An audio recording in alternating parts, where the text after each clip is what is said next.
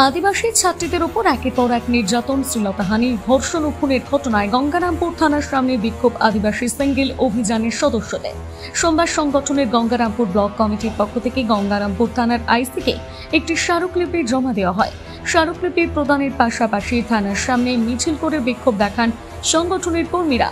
সম্প্রতি রাজ্যের বিভিন্ন প্রান্তে ঘটে যাওয়া আদিবাসী নারীদের উপর অত্যাচারের ঘটনার প্রতিবাদে এবং ৬ দফা দাবিতে এই ডেপুটেশন প্রদান করা হয়। সংগঠনের জেলা নেতৃত্বরা এদিন স্পষ্ট করে হুঁশিয়ারি দেন, আগামী 10 থেকে 15 দিনের মধ্যে দাবি না মানা হলে রাজ্য জুড়ে বন্ধের ডাক দেওয়া হবে। একই সাথে পুলিশ মন্ত্রীর পদত্যাগেরও দাবি জানানো হয়। এদিনের এই কর্মসূচিতে উপস্থিত ছিলেন সিঙ্গেল অভিযানের জেলা সভাপতি পরিমল মাড্ডি, গঙ্গারামপুর ব্লক সভাপতি বিপ্লব হেমব্রম সহ একাধিক জেলা ও ব্লক নেতৃত্ব।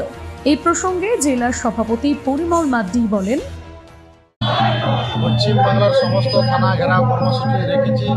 আমাদের 6 দফা দাবি আছে। আজকে বীরভূম জেলার নাবালিকা 13 বছরের ছাত্রীকে ধর্ষণ করা হয়েছে। 2 নম্বর হচ্ছে পুরুলিয়া উচ্চ মাধ্যমিকের বিদ্যালয়ের ছাত্রীকে শ্লীলতাহানি করা হয়েছে। পশ্চিমবঙ্গে দিনে দিনে ধর্ষণ ও খুনের অত্যাচার বাড়ছে। 4 নম্বর হচ্ছে আদিবাসী উপরের ঘটনা, যে ডাইনি প্রথা নিয়ে একটা বৃদ্ধাকে পিটিয়ে মারা হয়েছে। অভিযুক্তদের অবিলম্বে ফাঁসি চাই। পূর্ব বর্ধমানের মেমারি থানার অন্তর্গত গৌরীপুরে ওই বৃদ্ধার বাড়ি।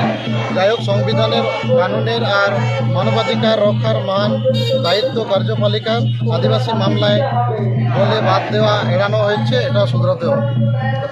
যদি আমাদের এই দাবি রাজ্য জুড়ে যে প্রতিটা থানাতে দাবি দিয়েছি এবং কর্মসূচি ঘেরাও কর্মসূচি রেখেছি, যদি আমাদের দাবি না মানা হয় তাহলে আমরা মোটামুটি 15 দিনের পরে আমরা বাংলা বন্ধের ডাক দেব।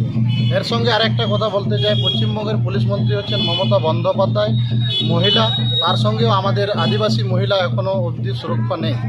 তো আমরা চাই অবিলম্বে নিজের স্বইচ্ছায় পদত্যাগ করা উচিত আছে মুখ্যমন্ত্রী। গঙ্গারামপুর থেকে বিশেষ প্রতিবেদন, নিউজ টুডে।